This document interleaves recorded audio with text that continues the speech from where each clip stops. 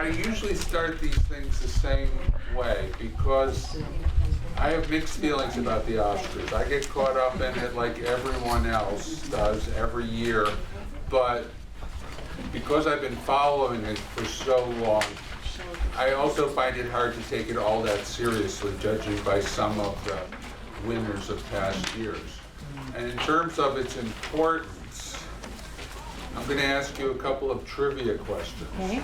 Starting with, what won Best Picture last year?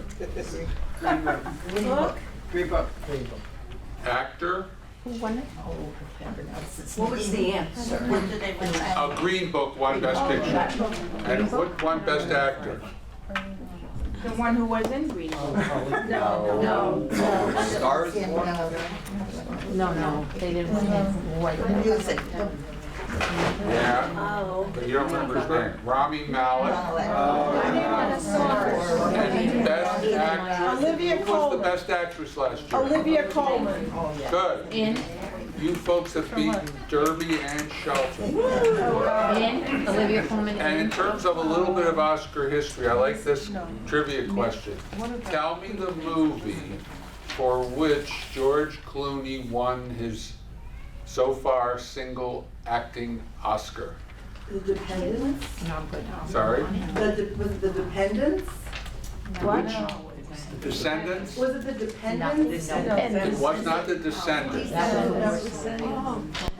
This is, I thought this was hard. Was it the one, was it the, It's got two names. The Fixer or the Flying? no, Michael Clayton. No, he probably should have won He for was that good in rather that. than this movie that he did Brother, win. where art thou? Which one? Brother, where art thou?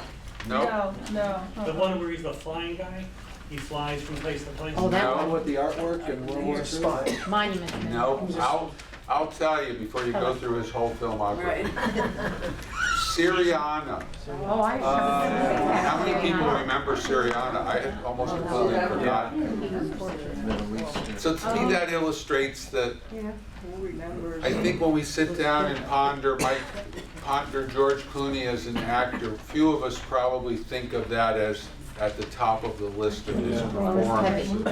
The same way I doubt that most people would think Al Pacino's finest performance was the one he got an Oscar for, Scent of a Woman. You know, when you're talking about Godfather 1, 2, Dog Day Afternoon, Serpico, I think as movie history moves along, people often say, wow, you know, he won for that.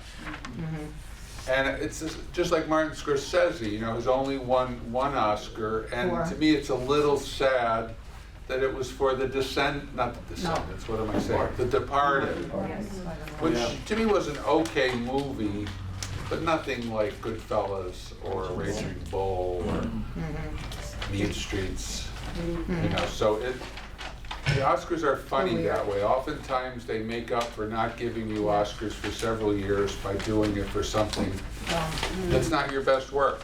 They did that with Paul Newman. They certainly did it with Paul Newman, with The Color of Money being the one he finally won for. I mean, the other night, Turner Classics has on their on-demand tier HUD, you know, which is one of the best. He was nominated, did not win for that. The irony with Paul Newman was the year before Color of Money, the Oscar people felt so bad about him never getting an Oscar that they finally gave him an honorary Oscar. And then he was able to win an actual Oscar the following year. So they do try to make up for that. You know, last year Does an honorary, I'm sorry? does an honorary Oscar really make up for it? No. Well, I mean, at least they can say they gave you an Oscar. You know, like Deborah Carr, who was at one point the most nominated performer, I think she had 6 nominations and never won, was finally given an honorary Oscar. And what's kind of interesting about that is it was given to her by Glenn Close, who is now in almost exactly Deborah's position of having been nominated, I believe, 6 times without ever winning. So at some point, she may very well get that honorary Oscar if she doesn't win one competitively. Last year, She was robbed. well, She was robbed. last year everybody did expect her to win for The Wife. I think the problem was that just wasn't a widely seen movie, and it had opened earlier in the year than The Favorite. I know a lot of people didn't like The Favorite, I did. Is that But- what that, Olivia? I'm sorry? The woman, the best actress. Olivia Colman, yeah. So it's something, you know, to talk about in terms of Crazy. who they haven't given Oscars to, why they give Oscars. You know, this year there was a lot of talk about snubs.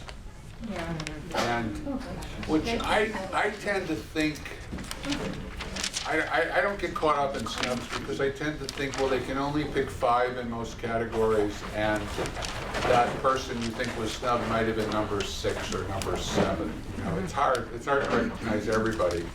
But this year, Best director. some of the major snubs that people saw were Adam Sandler for Uncut Gems, Eddie Murphy for that Dolomite film that he did, Jennifer Lopez for Hustlers, Yeah, I saw that, yeah.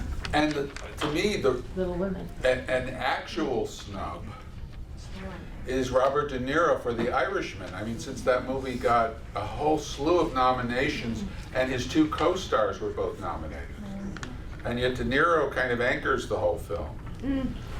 That would almost support the argument that a lot of people say the lower key and the more subtle the performance, the less likely they are to give an Oscar to it. That's one of his most sort of interior performances, a guy who really doesn't express himself. He's not one of these outrageous characters like Jimmy Hoffa, played by Al Pacino in the movie. So I think he suffered from that fact. And maybe, you know, he's 1-2, maybe, you never know, they might have just said, well, Also, you know, his politics, people don't like him anymore. well, People? I don't think that's necessarily true of Hollywood. I really don't. I think I know I don't. you're talking about his Trump Crazy. stuff, I'm sorry, I you're didn't. talking about his Trump diatribes. Yes. I think Hollywood hates Trump as much as he does. Yeah. So I doubt that you ever get in trouble with Hollywood by being a leftist or criticizing a conservative, you know? And he always plays the same, no matter what movie he's in, you know. That, you know, silent, low key kind of. Well, some people would argue that a lot of movie stars fall into that category. Did Cary Grant Yeah. ever play anything other than a variation of Cary Grant? Fabulous. Has Julia Roberts ever played, you know, a woman Julia dying of cancer who's, you know, she's utilized her personality. I think that's where you get into the situation of movie stars and what they do versus actors and what they do. I would argue, however, that De Niro in his 2 Oscar-winning roles could not have been playing more disparate characters. Godfather 2, he's playing the young Vito Corleone. Raging Bull, he's playing Jake LaMotta through the whole scope of his life. I think they're 2 very different performances. That was his movie. And I think if you add into the mix things like Cape Fear, in which he played that psychopathic killer, which he was nominated for, I think that's a bum rap to say De Niro's No, always he's playing poor. the same I don't know, thing. to me, that's only my opinion. Of course. It doesn't count any for anything, it's just my opinion. He was in a comedy. And he was hilarious and analyzed this. You're right. But I mean, that's the rap that a lot of movie stars get. And, you know, when you get to Oscars, Burt Reynolds always complained that because he didn't look like he was acting in his movies, he was bypassed in favor of the Pacinos and the Nicholsons and the more overt actors, you know, and that may have been true. You know, he was once snubbed. 1979, he made a pretty good comedy called Starting Over, an Alan Pakula film. Oh, yeah. And both of the women who played opposite him were Oscar nominated, Joe Clayburgh and Candy Bergen. That was a good one. So why wasn't he nominated? You know, they liked the picture, they liked his co-stars. He helped the co-stars achieve their performances. A lot of it doesn't make any sense. No. Who makes the nominations? How are the nominations? The nominations are done by the people who work in that field. The actors nominate the actors, the directors nominate the directors, editors, et cetera, et cetera. They all vote for Best Picture, nominations. And then when the ballots come out, everybody votes for every category, so actors can vote the whole line. But they pick their own for the nominations. So, you know, sometimes people say there's a bit of a popularity contest involved. And some people say Jennifer Lopez may have been bypassed because people see her as a little bit of a dilettante who has moved away from acting for long periods to focus on music and concertizing and stuff. So you never know. There's also people that say, if you've worked with a lot of people and haven't been very pleasant, that hurts you. You know, there are actors who have reputations for being hard to work with. I'm not saying that of her, but. Joe, do you think that The Farewell was snubbed? That's a tough one. You know, I mean, I like The Farewell, but I think, again, like Awkwafina, some people thought was snubbed. She played the central character, this woman who goes back to the old country, China, to deal with her dying grandmother. I thought that might have suffered from being very low-key. Yes. Yes. Again, a lot of times you have to have that Oscar scene to kind of galvanize everybody. You know, a lot of people have said that in 1982, for instance, every actress in Hollywood fought to get the role of Sophie in Sophie's Choice because they knew the train platform scene, if played well, would get them an Oscar. That was one of the greatest scenes in any movie during the 1980s. You know what I mean? So a lot of it depends on the kind of role, and I think unfortunately her role wasn't maybe flashy enough. And maybe the movie wasn't flashy enough. And also, the movie came out in July or August. Yes. People forgot about it. Yes.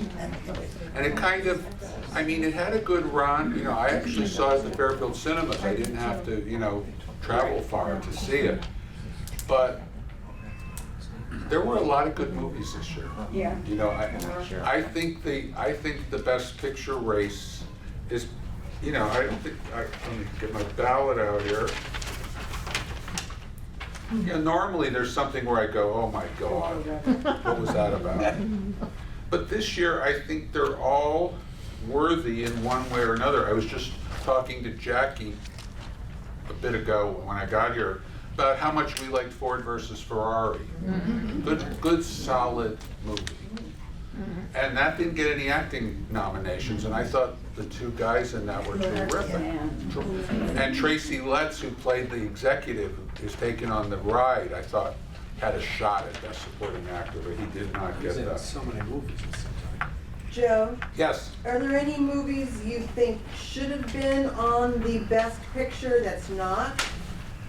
You know, honestly, nothing comes immediately to mind. I saw a lot of good movies. There was a movie that came out at the tail end of the year that was terrific called, now the title has gone out of my head. Knives Out? It was with Shia LaBeouf, the troubled young Oh, yeah. actor. Honey Boy, where he wrote the script Yeah. for a story about his own experiences as a child actor in Hollywood. He played his own father. It was directed by a woman. You know, this is the year where people have been complaining about women not getting any directing. The woman whose name escapes me did a fabulous job of directing that film. Shia LaBeouf was wonderful. I thought it was a really special movie, but it was a small picture, you know, a lot of times. Widely released? I'm sorry? Widely released?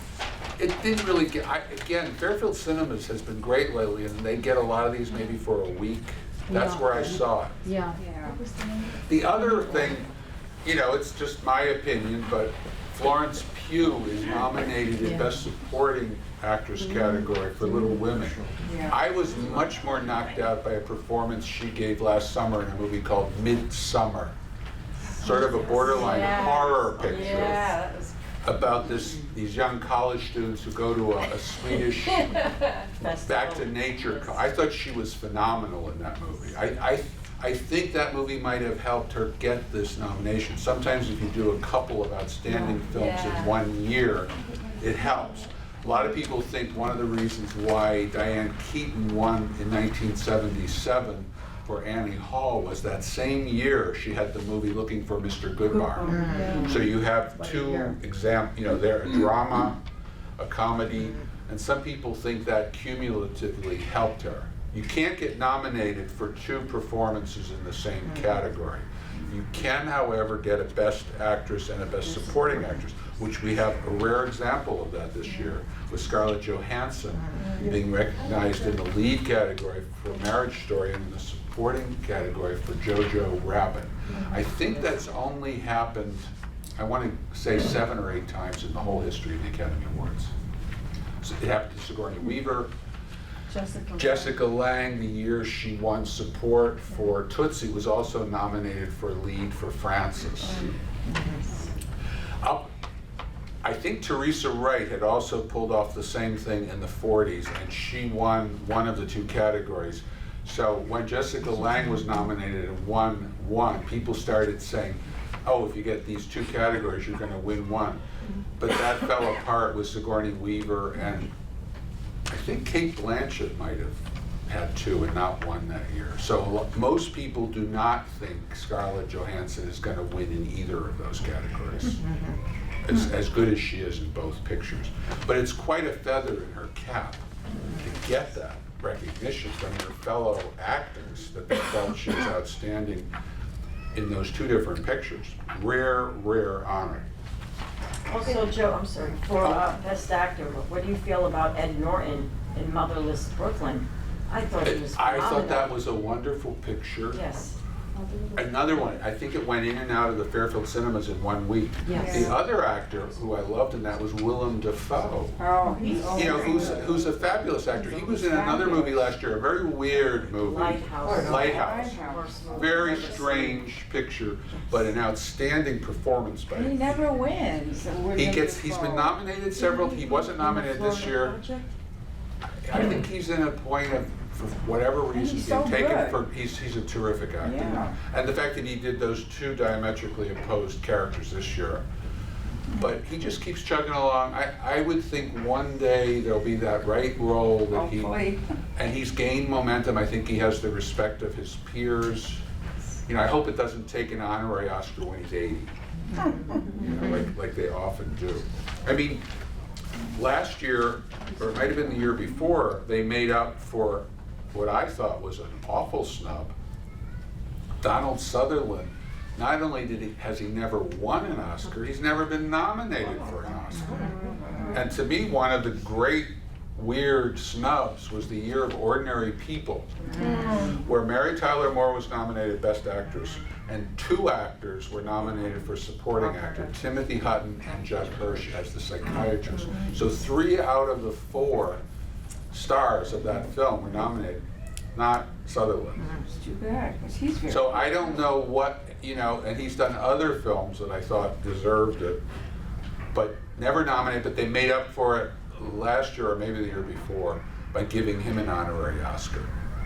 They also did that for Jenna Rollins, who's I think been nominated 4 times, never won.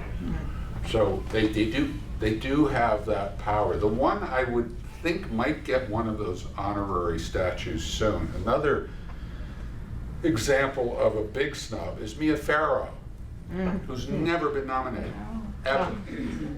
And what makes it even more curious is that period when she worked with Woody Allen for, I don't know, 10 or 15 years, people around her, like Michael Caine and Diane Wiest, were nominated and won. And yet Mia Farrow anchored most of those movies. I thought the year of Broadway Danny Rose, she was a shoo-in, because to me that had Oscar all over it. She did this transformative thing where she played this wisecracking gangster's girlfriend type, but that didn't even get her a nomination. So I don't know what the answer is to these things, because I've never heard that she's unpopular with her fellow actors, and certainly by working with Woody Allen, she worked with some of the best actors in movies and a broad swath of actors, so weird, that to me is a weird snub. It's just very, very competitive. It is very competitive. Very competitive. And who knows, maybe there was a little bit of resentment. Oh, she has this guy writing a movie for her every year. Yeah. I wish I had that. You know, it might be jealousy. Yeah. Who knows? Who knows? But what's interesting about Mia Farrow is I have read in more than one place that she was nominated for Rosemary's Baby, which she was not. You know, sometimes a performance is so powerful in people's minds that they kind of rewrite history. It's fascinating. It's like, she might have deserved it that year. I thought she was wonderful in that movie. Classic film, but she wasn't nominated. One thing I would say in terms of your ballots, that's sort of, not breaking news, it broke 4 or 5 days ago. Up until last week, it looked like there was no clear frontrunner in the Best Picture race. You know, it was Once Upon a Time in Hollywood, it was The Irishman. 1917. Parasite has a lot of advocates who think it's going to be the sleeper first foreign language film to win Best Picture. But last week, Sam Mendes won the Directors Guild Award for 1917. If you go back in Oscar history, there was a really tight correlation between the winner of the DGA, the Best Director, Oscar, and 9 times out of 10 in those days, whoever won the Best Director Oscar also won Best Picture. That has started to change in recent years. They've been splitting it. Starting with the year of Brokeback Mountain and Crash, where they gave Ang Lee the director and Crash the picture. I think they've done that 4 times subsequently. Yeah, the year of La La Land, when they had that terrible mistake, the director won, and the movie was Moonlight. You know, so. But Do you recommend 1917 for a 16-year-old? I'm sorry. 1917. Do you recommend that for a 16-year-old? I would. Yeah. There's no graphic violence. There's no nudity. There's no profanity. I'm not sure. I think it's rated PG-13. But, you know, don't quote me. But I didn't see anything. I think a 16-year-old would probably enjoy it. Yeah. I think Netflix has worse. I'm sorry? Netflix has far worse, 16. I don't mean, like R-rated programming. Oh, yeah. Yeah. Both. I mean, The Irishman, I'm not so sure would be suitable for a teenager without some preparation. It's pretty violent and has pretty foul language. Although nowadays I find that teenagers are used to this. You know what I mean?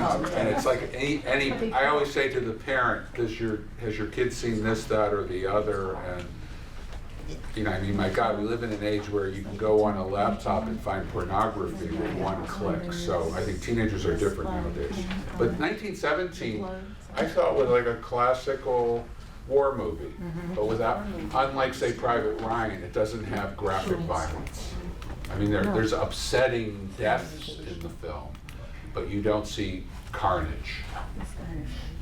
The other thing that people think is helping 1917 in the Best Picture race is it didn't actually open in theaters widely until a couple of weeks ago, and it's a major box office hit. So some people think the fact that it's been critically well received and is making a lot of money will give it an edge. Because the truth is, there's never been a Best Picture winner which was a financial flop. I mean, financial success is respected as well as critical success. A lot of times it's considered sort of the icing on the cake for a movie like, let's say, West Side Story back in the day, Ben-Hur, or One Flew Over the Cuckoo's Nest.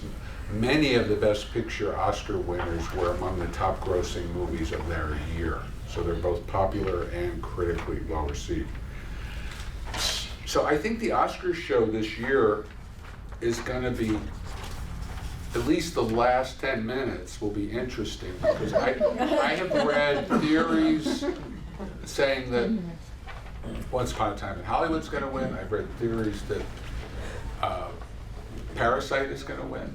You know, the thing about Parasite that the general public maybe is not so aware of is that the director and the cast of that film have been working their tails off in Hollywood promoting the movie. You know, they've gone to all the dinners, all the screenings, and just a couple of weeks ago, they scored a first by winning the Best Ensemble Award at the SAG Awards.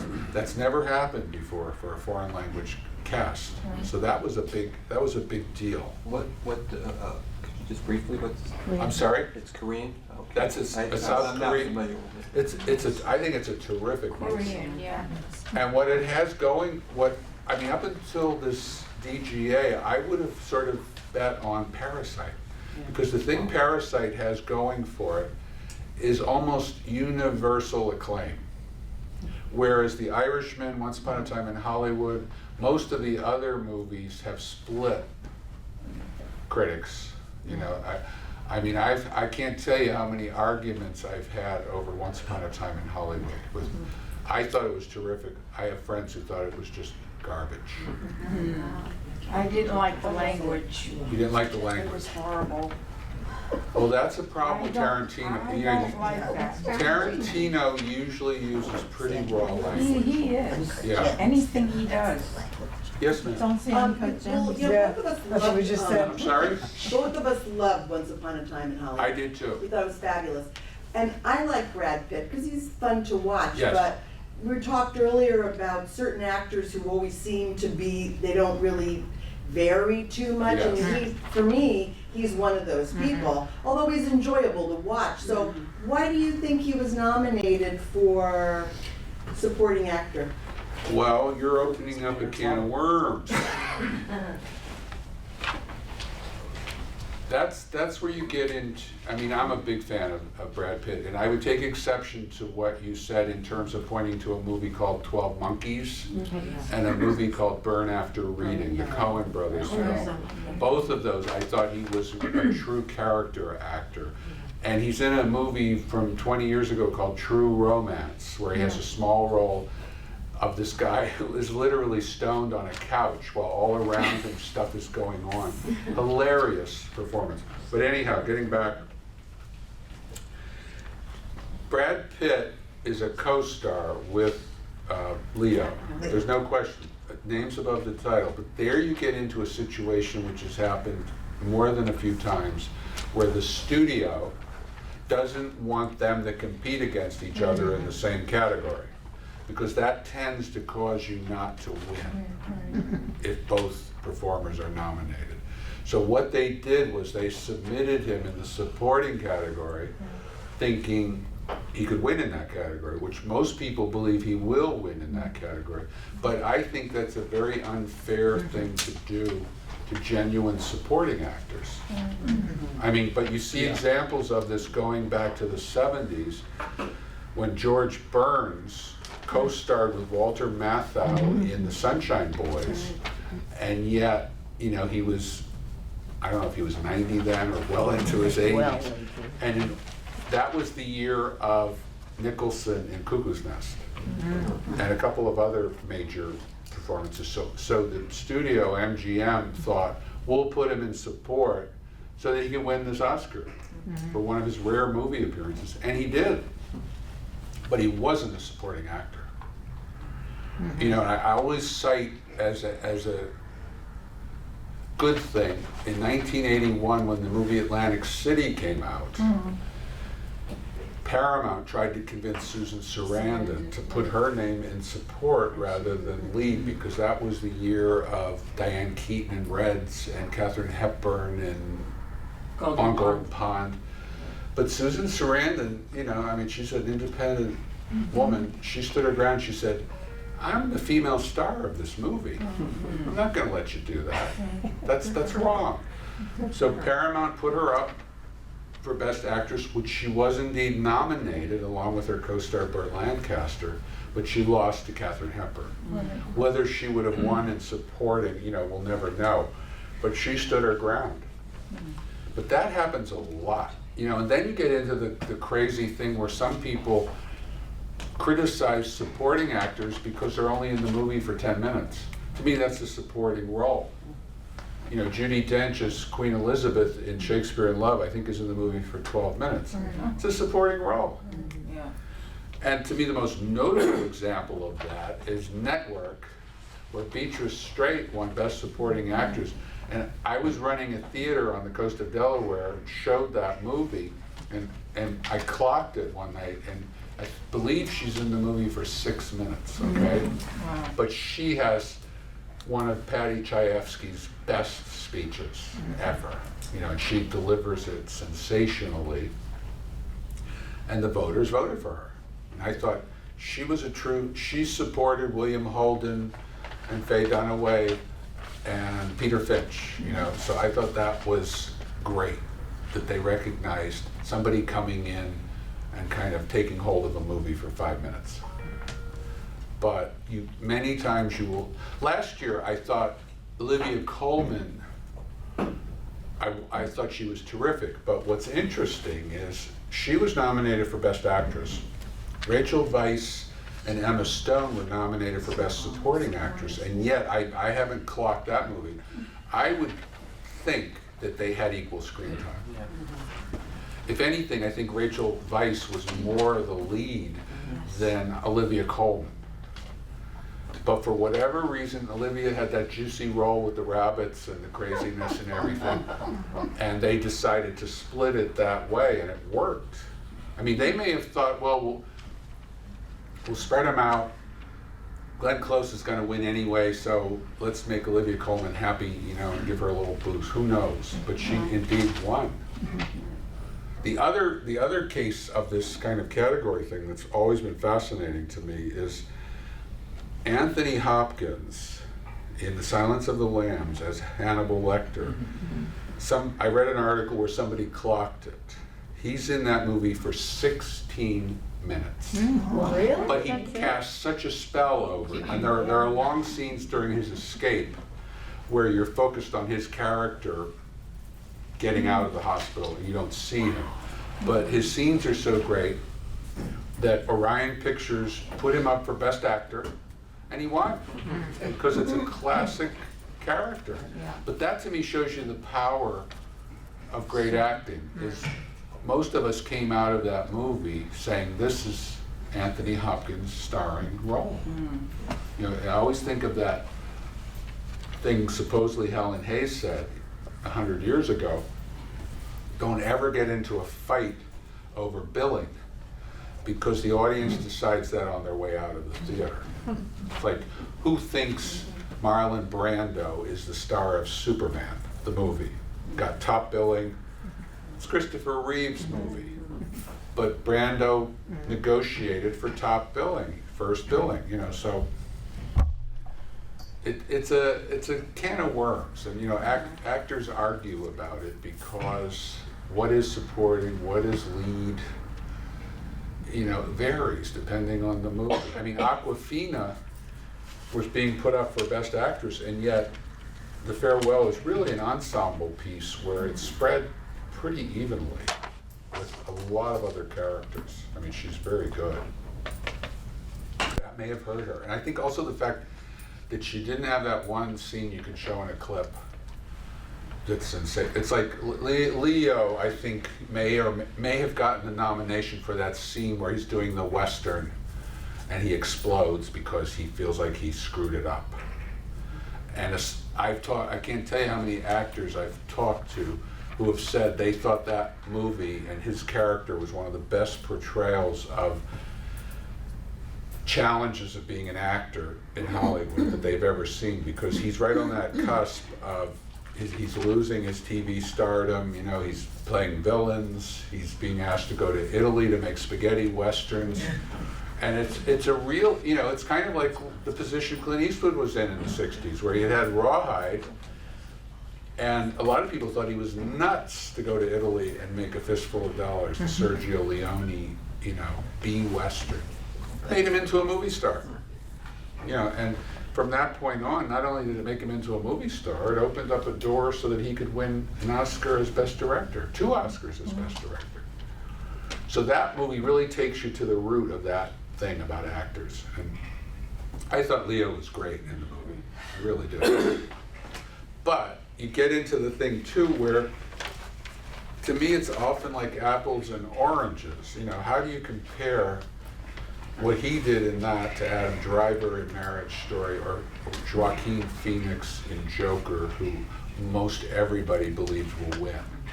I mean, that's a tour de force. You know, and you see him, you appreciate you can see the acting. I mean, that's a really high-powered performance. And actually, most people think all 4 acting categories are already preordained. Most people assume he's going to win for Joker, Brad Pitt's going to win supporting actor for Once Upon a Time,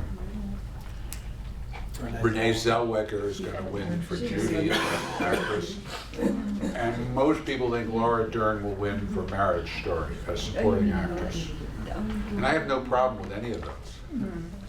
And Laura Dern has the advantage, I think, too, that she's a child of Hollywood. You know, both of her parents were actors, very highly regarded actors. She's very involved in Hollywood in film preservation. She's been on the board of the Academy. Fabulous actress. You know, everything from Blue Velvet to Jurassic Park. I mean, she's done a lot. And I think she's hilarious and very powerful in that movie. I think she has one of the great entrance lines, personally, where, you know, she's this high-powered Los Angeles lawyer who's wearing clothing, you know, casual clothing that would probably cost us a month's salary. But she says to the client, "Oh, I'm sorry I look so schleppy today." You know, it's just, and I just thought she was great. So I think those 4 you can probably bet on. I mean, there's always the chance for an upset, and I must say, I think Brad Pitt is vulnerable, because I always think of the year when Lauren Bacall was nominated for The Mirror Has Two Faces. Right. She won every preliminary award. Yeah. Everybody said she was going to win supporting actress, And she lost. and it went to Juliette Binoche for The English Patient. Yeah. I mean, sometimes I think when there's a feeling it's preordained, the voters get their back up a little bit and decide, well, no, I'm gonna. Well, that was the same thing last year with Glenn Close. Yes. She even came dressed as the Oscar. She had on the gold gown, and everybody said she looked Oscar, and everybody thought she was gonna win. Glenn And she Close, lost. you know, and what's interesting about Glenn Close is a lot of times people point to certain barometers, like she won the Golden Globe and gave a fabulous speech, and a lot of people said she's got to get the Oscar. It's just like Brad Pitt at the Screen Actors Guild gave a fabulous speech. You know, whether that helps him, I don't know, but I think he's a little vulnerable, and you know, you just never know. Joe Pesci could win again. He was really good. He was fabulous.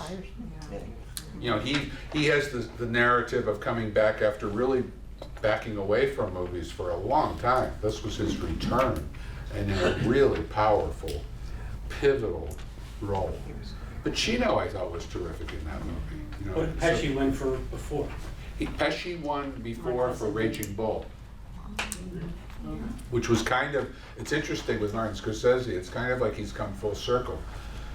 Scorsese really more or less discovered him for Raging Bull. He had been knocking around, he'd been in like B rock and roll movies going back to the 50s, but never really gained that sort of, I just made a mistake, he won for Goodfellas. Goodfellas. Yeah. He was nominated for Raging Bull. Yeah. But Scorsese really put him on the map, you know, and because of Raging Bull and Goodfellas, Pesci was able to do things like My Cousin Vinny and a whole host of he was in a couple of the Lethal Weapon movies. Wasn't he if I recall, I'm sure people know that, in the movie, about the Four Seasons, I mean the play with the Four Seasons. He was a character in it, actually.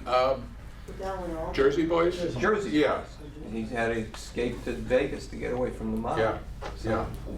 you know, No, and I think he was their, like, I think their Band-Aid. He used to move their equipment around, their PA stuff. Yeah, he was knocking around. Yeah. I mean, he's in a movie, one of those twist with Joey D, one of those twist exploitation films back in like 59 or 60. I mean, he did his time, you know, and really earned his success after many years of struggle. So I would give him a second Oscar if they, yes. What about Harvey Keitel? Because I think Harvey Keitel is a really excellent actor. He's a wonderful actor. But Yeah, I like has he ever been nominated? He has been Oh, he has. nominated a couple of times. Okay. But I think in that case, it was just like the actors didn't want to pick 3 of the Irishman actors, you know what I mean, in that category. But no, he was wonderful. He's a wonderful actor. Oh, yeah. And huge range of work, from the piano to Bad Lieutenant to Taxi. Thelma and Louise. Thelma and Remember that Louise. movie? Yes. Pulp Fiction. He was in that. Yeah, Pulp Fiction Pulp is Fiction, fabulous. incredible. Yeah. He has that great line, I love that line because I'm a coffee freak, where he just, in the middle of all this, he takes a sip and he says, "Good coffee." Well, and Anthony Hopkins, I mean. He could win a second Oscar. It'd be nice, I mean, he was I mean, so amazing in that. what you've got in that I mean, that's a starry category, supporting actor. I mean, Tom Hanks.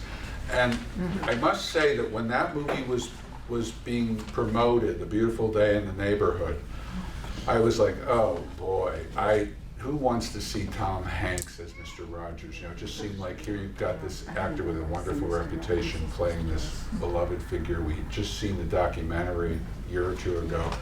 A friend of mine in New York more or less forced me to go see it. And it was wonderful, and he's wonderful in it. You know, the trailer, and he's a true supporting actor.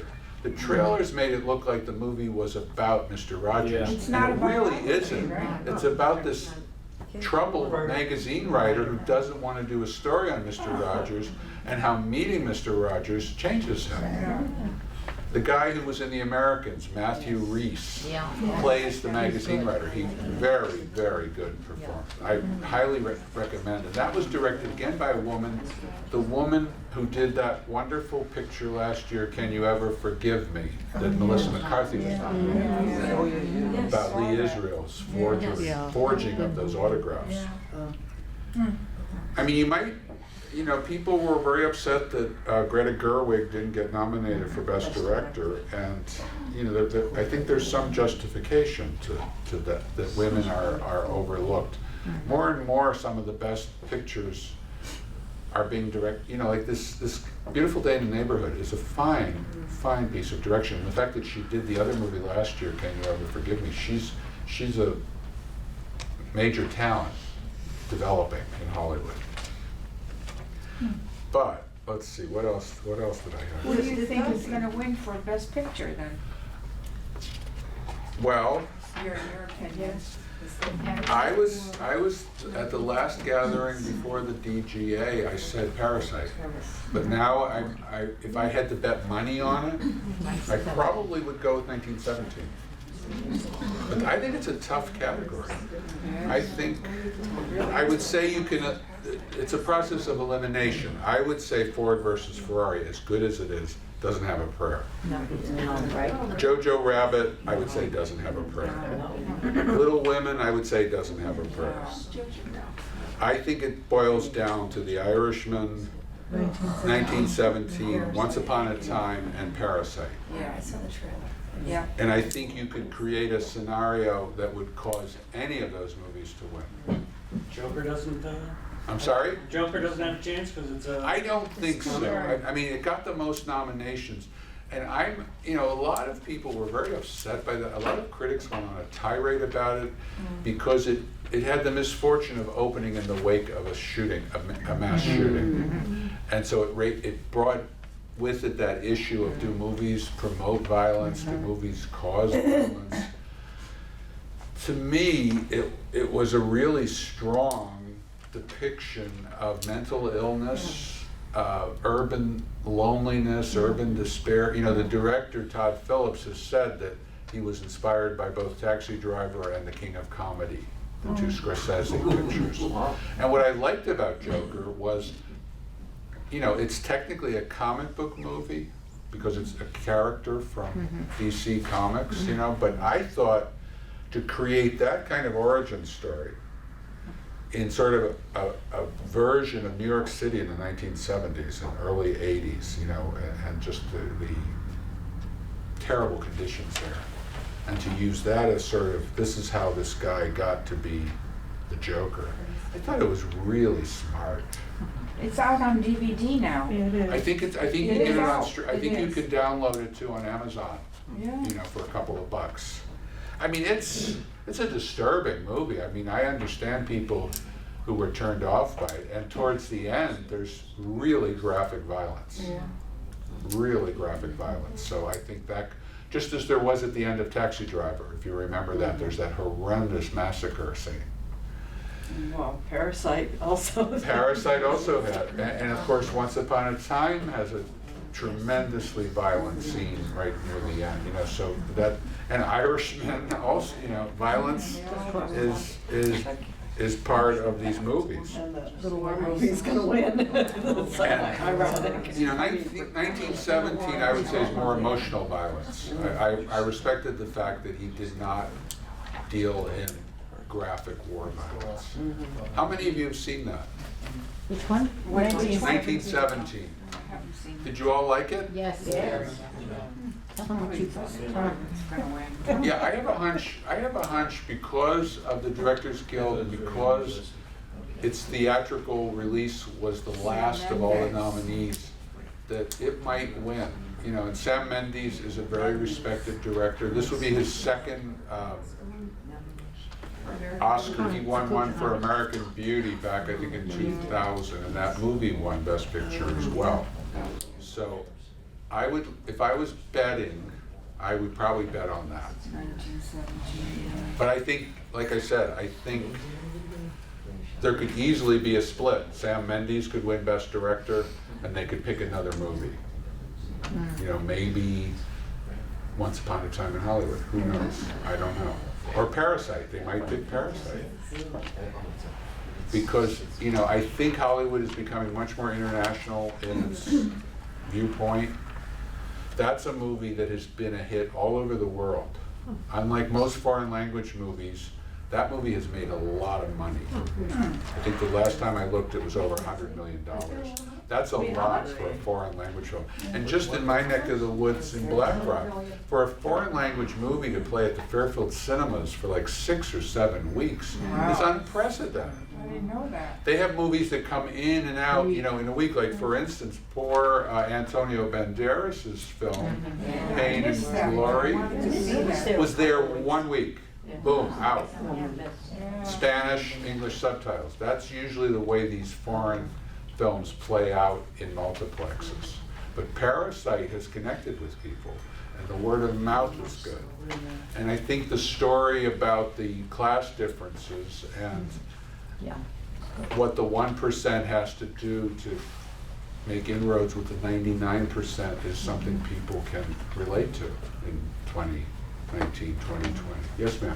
You mentioned American Beauty, which made me think of Kevin Spacey. Yes. Do you think he's going to be able to get back into the mainstream, or is That's so hard to say. Because, you know, he won that case in Nantucket, you know what I mean? Or, They dropped it. Yeah, they dropped it. They dropped it. which you could argue was maybe the weakest case against him of all the buzz about him. I And then mean, the other guy died. The other case, the family just got rid of the other case. The guy died and the Yes. family dropped the case. but I think if you read about that Nantucket case, people were cashing in on all of the other scandal involving him, and they had a pretty weak case in that. So I think he was helped by that not being convicted for that. But whether he could come back, Yeah, does Hollywood forgive that, or right now is he kind of like the Scarlet Letter? I think right now he's unemployable. He's not making public appearances other than those weird videos he's posted as the character on House of Cards. But this is a guy who won 2 Oscars. fabulous actor. If you go on any of the on-demand channels, there's always a Kevin Spacey movie. Like I recently rewatched the movie Margin Call about the crash of 2008. He's terrific in that. And it's a terrific movie. They just hosted the Tonys fairly recently. I That was believe. before the scandal. Before this, Yes. right, and then played, played Charles Darwin in the, Yes. in New York, and that, for a limited time. Yes. And I saw him It's on in top of the world. Heartburn. I'm sorry? Heartburn, Nora Ephron's movie. Yes. Heartburn. Yeah, he plays the mugger in It that. must have been one of his first roles. He also has a little role in Working Girl. You know, he was steadily, you know, making inroads in the 80s and 90s. But just a terrific stage actor, fabulous film actor. I mean, I don't even know what to say about allegations causing your career to tank. I don't know. He was fabulous in Beyond the Sea, playing Bobby Darin. He's almost always, Unbelievable. I've rarely ever seen the guy give a bad performance. You know? Was he in Midnight of the Good and Evil? Yes, he played the guy who shot the prostitute in that movie. Yeah, that was a good movie. That was a good movie. Yep. Usual Suspects. Yes. That was his first Oscar. Fabulous performance. That was the one that really broke him out. Then he graduated to leading roles. Yeah. Okay, this is what I think he's gonna do. When the time is right, Oh, no. he's going to take on a lead role in a small independent film where the character did, the crimes that the character did were far worse than what he was accused of. And the character will have some type of Redemption. Yeah, redemption, where maybe the audience doesn't even know it's Kevin Spacey playing the role, they fall in love with him, and at the end it's revealed. I like that idea. The thing You should buy about that treatment. the thing about- Screenwriter. the thing about the Kevin Spacey scandal is a lot of people in Hollywood will tell you that if,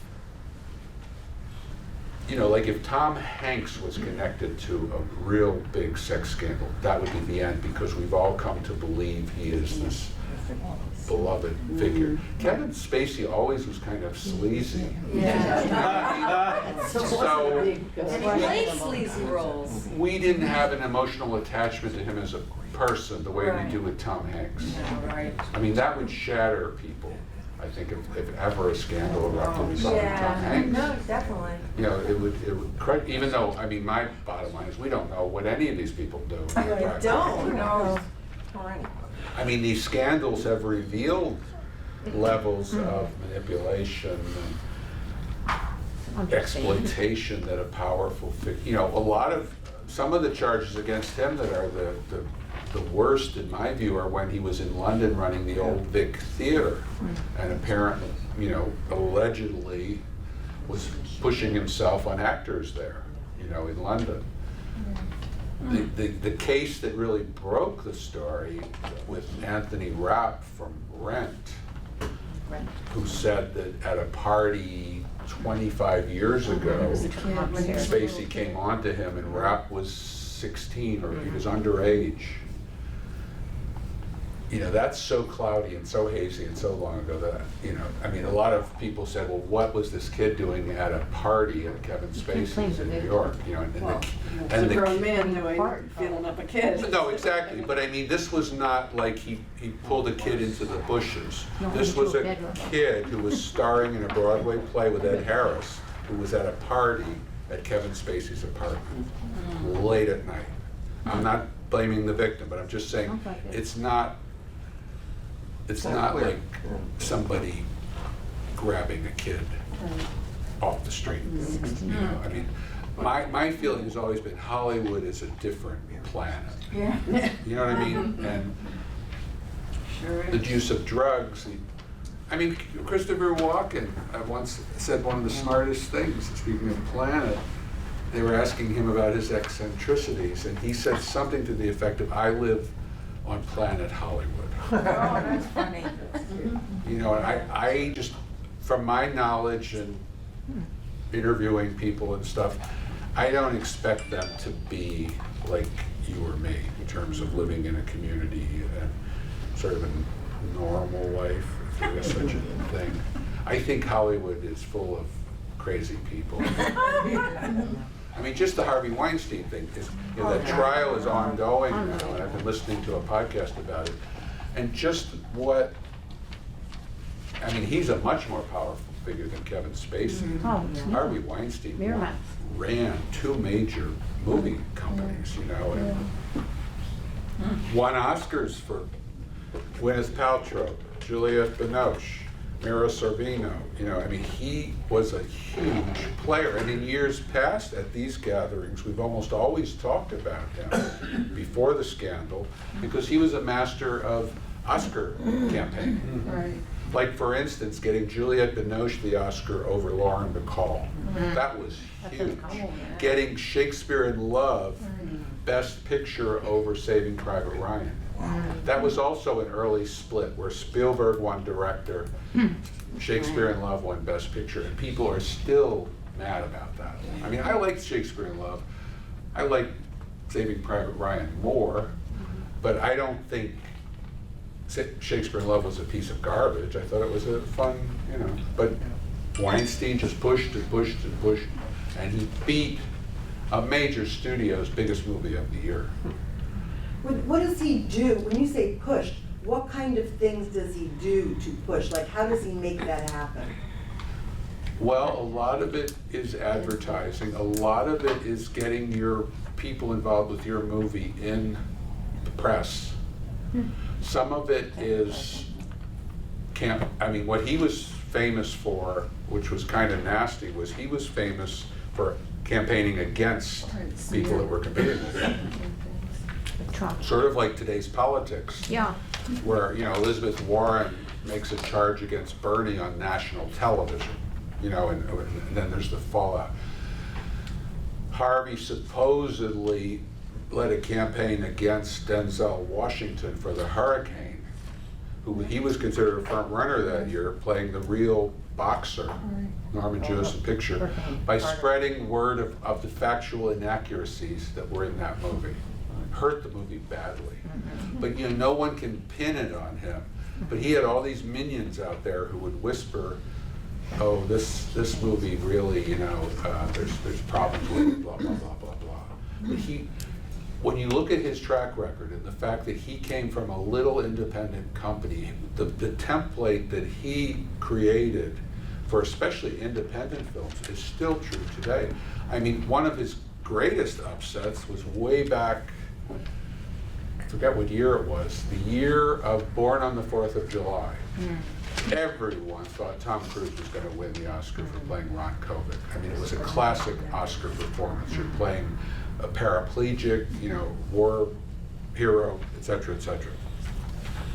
Weinstein comes in with this little movie, My Left Foot. Paints the hell out of it and gets Daniel Day-Lewis, who at that time was not the Daniel Day-Lewis we know, the Best Actor Oscar. That was a huge, and he got Brenda Fricker, who has since disappeared in the mist, Best Supporting Actress for playing Daniel's mother in that movie. That was where people sat up and said, wow, this guy knows how to get the word out about a movie. That was a good movie. It was a very good movie. Yeah. No, it was and the thing Weinstein had going for him was he had a lot of good movies.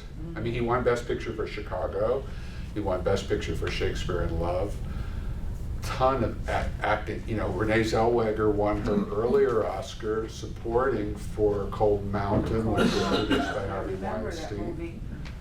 That's where I think a lot of actresses in particular, when that broke, must have had deep misgivings, because they're both hearing these revelations, maybe even had problems, but they also owe a big chunk of their career success. I mean, Judi Dench, let's talk about Judi Dench.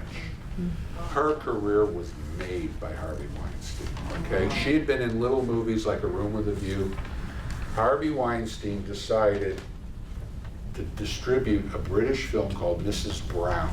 Oh, yeah. Because he loved the movie, Yes. he loved Judi Dench. That's what put her across to a big public. She got an Oscar nomination. She lost to Helen Hunt for As Good as It Gets. I would say an example of Oscar madness. And then the next year, or maybe 2 years, he put her in Shakespeare in Love. She won Best Supporting Actress. And since then, I would say half of the movies she's most noted for were produced by Harvey Weinstein. So he was a very powerful man. He was a hugely powerful man. Huge, powerful man. You know, and he made her career in movies. I mean, she was a very well-respected theater actress going back to the 70s. But she didn't cross over to movies until Mrs. Brown. Until. Yeah, and that was Harvey Weinstein. But today, I think movies like Jojo Rabbit, even Marriage Story to some degree, these little sort of underdog movies, I think they apply a lot of the campaigning techniques that Weinstein put into place. Because before Harvey Weinstein came along, the major studios almost always won the major Oscars. You know, if you go back to the 60s, let's say in the 70s, West Side Story, Lawrence of Arabia, Midnight Cowboy, One Flew Over the Cuckoo's Nest, Rocky. These are all movies that were produced by major studios with a ton of money. They sort of corralled their workers to support these movies, and they won. Weinstein came along with less money, less power, and just worked this, gamed the system, you could say. He figured out sort of the weaknesses and how to get his movies in there. And honestly, I'm sure there are people, producers and writers and other people, who wish this hadn't happened just because they benefited from his expertise. He was a master, and he produced a lot of really good movies. And if you write the history of the Oscars, he's right at the center of the last 30 years. He changed everything because of this ability to get people to go out and see. Can I share a little story about one of the movies that's been nominated? Of course. Thank you. It's about Little Women. Yes. This past August, I decided I want to see Louisa May Alcott's home. So I decided to take a road trip to Concord, Massachusetts. Concord and Lexington. That's a very historical area there. A lot of American history. But the reason I'm mentioning it is because Louisa May Alcott's home is in the movie. Oh, absolutely. Yes. I wanted the great. I said, oh my God, I went in the house, you know, and one of the authentic. Is it still leaning? Are you still leaning? And one of the major Alcott scholars was a consultant on that film. Greta Gerwig was determined to make it accurate. And I remember the parking lot was like in front of the house, and they did something, of course, that couldn't show any cars. Of course. And they kind of redid like That's the magic of the movies. landscape and everything, but the house exactly, they had that in the movie. A lot of it was filmed around the house. And the interior too. Yeah. No, I mean, I just wanted to mention that. And her, you know, her style of making the film is kind of to use Alcott also, as well as the characters in the books. I think she really wanted to sort of re-examine Louisa May Alcott. But yeah, there was a great interview on NPR. A woman who is one of the major scholars was called in and went over the script and went over the period details, and so Gerwig really did her homework on that. You know, when I didn't know where it was, and I stopped for directions on just that street where that house is, it was an art gallery. So I walk in there and I ask, do you know where the Louisa May Alcott home is? And they didn't even know. And they were two houses away from it. I couldn't believe it. I bet you now there's going to be more traffic because of the movie. I think it's sort of a spotlight on it. Yeah, and one of them was a young girl. Maybe she was a college student, you know. And I said, gee, I'm not trying to preach you or lecture you in any way possible, but I just want to say Louisa May Alcott is an American author. She's a classic American writer, you know. And I thought that she should know that. She doesn't know. Not to diss younger generations, but I know kids who, think of Ronald Reagan sort of the way I thought of George Washington. That's about as far back. So that doesn't surprise me. I wonder how many people could lead you to the Mark Twain house in Hartford. I feel bad now. Who's the female writer? Harriet Beecher. Harriet Beecher Stowe also has a house there. I bet you there are a ton of people in Hartford that could not direct you to Harriet Beecher Stowe. That's the passage of time. So.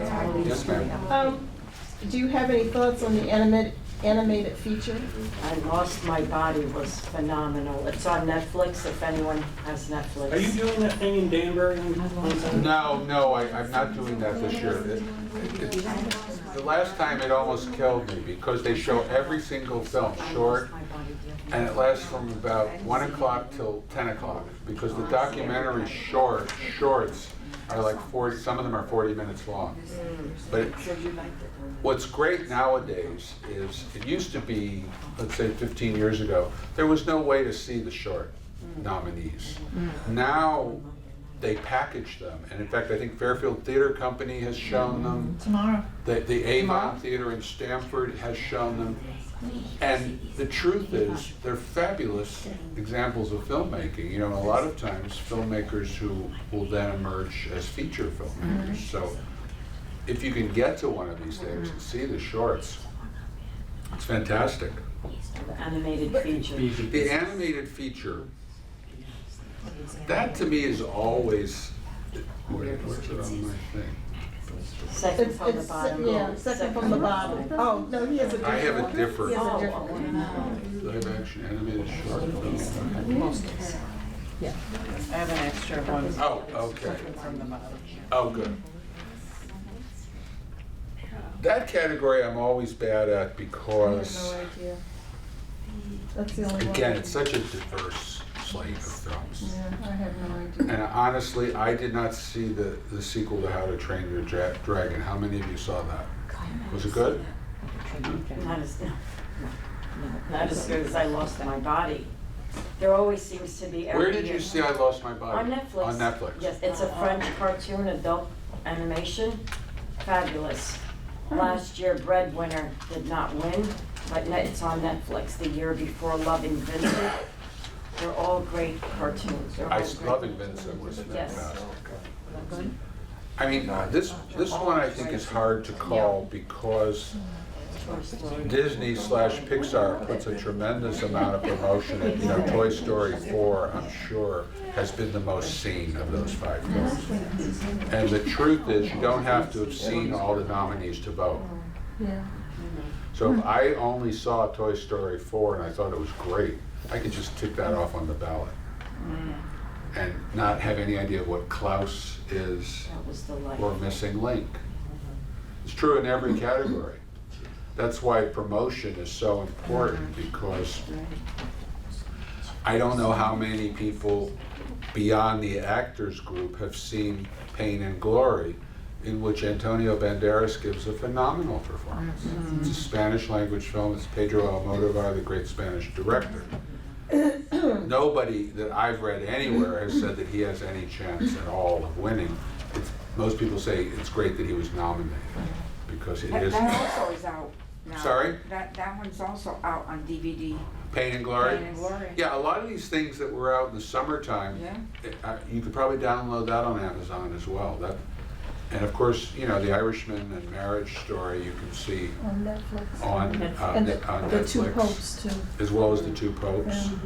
That's something that has changed in Oscars. There was a period a few years ago where the movie studios got their backs up about these things really being made, quote, for television. That seems to be changing. And I think a key factor in that was all of the publicity surrounding The Irishman. One of the great directors in the history of Hollywood, Martin Scorsese, couldn't get that movie financed through any studios. The budget was too high. So the fact that Netflix stepped in and allowed him to make that movie, I think for a budget of well over $100 million. I think then Hollywood sort of sat up and said, they're supporting really important filmmakers. And Marriage Story also, I think, added to that, because that was a Noah Baumbach movie. Noah Baumbach has made a lot of good movies, but they have tended to be indie films that get very little distribution. I mean, he made a wonderful movie early on called The Squid and the Whale, about his own parents' divorce. Laura Linney and Jeff Daniels are fabulous in it. Most people saw that on cable if they ever saw it. So Baumbach, has gotten a huge boost from Netflix taking him in hand and allowing him to make Marriage Story and promoting it. And what they're doing, what Netflix is doing now that is really great, I think, is they're trying to appease movie people by giving these films some kind of a theatrical release. I was lucky enough to see The Irishman. It played a month at the Belasco Theater in New York City, the Broadway theater. They rented it, showed the film for a month. And it was great to see that movie with 1,200 people. It was like the old days of going to one of those big movie palaces. It was fabulous. And the same Marriage Story, they did something even better. Everybody was weeping and bemoaning the fact that the Paris Theater across from the Plaza Hotel closed. One of the great art houses in America, been there since the 40s, specializing in foreign and indie film. Netflix came along and reopened it just for Marriage Story, and the response was so strong that they have now said they're going to keep the Paris Theater open as a venue for their films, so that you'll be able to see their films theatrically as well as. So I think Netflix has really adapted, and I think you'll see more Netflix movies being nominated in years to come, because they've got a huge pool of money that they draw on, because it's a global system. And that they could give Martin Scorsese all that money and he got final cut. He had total control over the final version of that movie. That's going to speak to a lot of filmmakers in Hollywood about the value of Netflix. Did you say you went to see that movie on Broadway? It was playing at the Belasco Theater for a month, like around Thanksgiving, and that gets into another issue, whereas I know a lot of people who did not like The Irishman, who watched it on Netflix, who indeed didn't even watch the whole thing. It was terrible. And I do think that movie is 3.5 hours. And I think long movies like that suffer when you watch them at home, because you have distractions. You'll turn it off 3 times to get coffee or go to the bathroom or whatever. When you're in a theater, you're locked into it, so you have to focus on it. There was no They didn't have a break? There was no intermission, no. They usually had breaks when those road show, they used to call it. They probably, like Lawrence of Arabia. yes, in the old days they certainly did. But I was talking to somebody where I said, I have found younger people have often told me Lawrence of Arabia on Turner Classics bores them to tears. They turn it off because it was designed as a visual experience to be on a giant screen. I saw that as a kid in Center City, Philadelphia. Giant screen, stereophonic sound, so that when for 2 minutes, camels are going across the screen, you're like, wow. And there's that famous scene where Omar Sharif starts as a mirage and slowly comes into focus. His entrance, one of the great entrances in the history of movies. If your television is yay by yay, get him to meet Lawrence. Come on. So I think Irishman suffered on Netflix a bit from that phenomenon. I don't know how I would have reacted if I saw it for the first time on Netflix. I don't know. There was even somebody wrote a story, I think it was on the Vulture website, telling people when to take breaks in Irishman, like to divide it up into a mini series, which probably isn't the way a movie should be watched in terms of accumulating. For binging. The thing about The Irishman too, it's not a fast-paced Scorsese movie like Goodfellas or Casino. It's a slowly built, and again, De Niro is playing a burned out husk of a guy in the beginning who you flash back on his life And I could see where that would not grab you as a home viewing experience. Is it true that they made them look 40 years younger? That's why it cost so much money. Scorsese made the decision that he had to use CGI technology to allow them to be in the scenes of them younger. Okay. I kind of think that was not necessary. That, you know, in Goodfellas, for instance, he had actors of various ages play the gangsters in their teen years and stuff. But he was determined to do that, and the reason why it was rejected by the studios is that CGI technology, I think, added $30 million to the budget. Wow. That was an artistic decision that cost a lot of money. And frankly, when I saw the movie on a big screen, They still looked old. I never thought they looked young. You know what I mean? It was like some vague middle age thing as opposed to the elderly. So, but that's his prerogative, and he made that decision. So There was a lot of late night comedians joked about at the time of the. yeah, I wasn't sure what age they were supposed to be in some of those scenes. Yeah. To tell you the truth, it was very vague. Not me. Do you have any thoughts on the documentaries? I haven't seen. I'm sad to report that I have only seen American Factory, which is on Netflix. Wonderful documentary. Honeyland is good too. Honeyland is good. It's on Hulu. It's One, excellent. one of the notable things about the documentary feature category that's worth mentioning is 4 out of the 5 of the documentaries are either directed or co-directed by women. So unlike the best directing category, which has no women, the strength of women in the documentary field has been recognized by the Oscar voters. And I think, you know, international feature film is always rough because in most cases there are a couple of films that haven't opened theatrically. They've been submitted by the country in question and the Oscar voters have seen it. But I think people would gasp if Parasite did not win Best International Feature. Yeah. What would be really astounding is if that wins International Feature Film and Best Picture. Never happened. Like Roma last year. Roma didn't win Best Picture, it won Director. Yeah, but it got all this buzz toward the end. Exactly. Roma was a classic case too of people who saw it in theaters liked it more than people. I remember talking to somebody last year who said, "Oh, the first 10 minutes is her mopping the floor." You know, and it's like they were bored to tears. Whereas on a big screen, it was so beautifully shot that I was like, "Wow!" But it didn't work for a lot of people as well on television.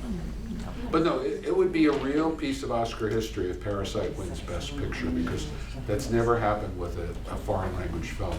They've been nominated. In fact, Z, the great thriller from the late 60s, was nominated for picture and foreign language film, and it won foreign language film. There have been a handful of foreign language films nominated in the best picture category, but none of them have ever won. So Yeah. I would like to see that happen, you know, I mean, I think Oscars have often overlooked foreign language films. I mean, people like Liv Ullmann and Catherine Deneuve and Isabella Gianni, you know, do fabulous acting in these European films, and they're hardly ever nominated.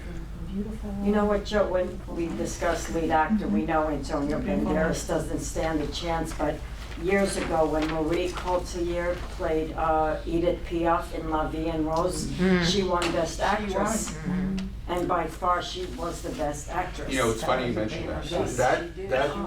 That's part of what people say is an advantage if you play a biographical figure. Yes. I remember, you know, because I thought she was terrific. I remember my brother, who's pretty savvy, he's an entertainment lawyer, he came out of that movie and said, she's gonna win the Oscar. She's the best I knew by that far. too. Yes. And I wasn't sure about that.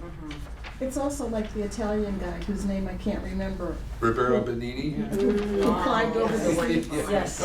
He's one of the rare foreign language actors who won Best Actor, and guess who produced that movie? Harvey Weinstein. Yeah. Harvey Weinstein also got a Best Actor Oscar for Jean Dujardin for The Artist. The artist. Yes. Which, if that had been produced by anybody other than Harvey Weinstein, that guy would not have. I mean, I think he's a wonderful actor. I've seen him in a bunch of stuff.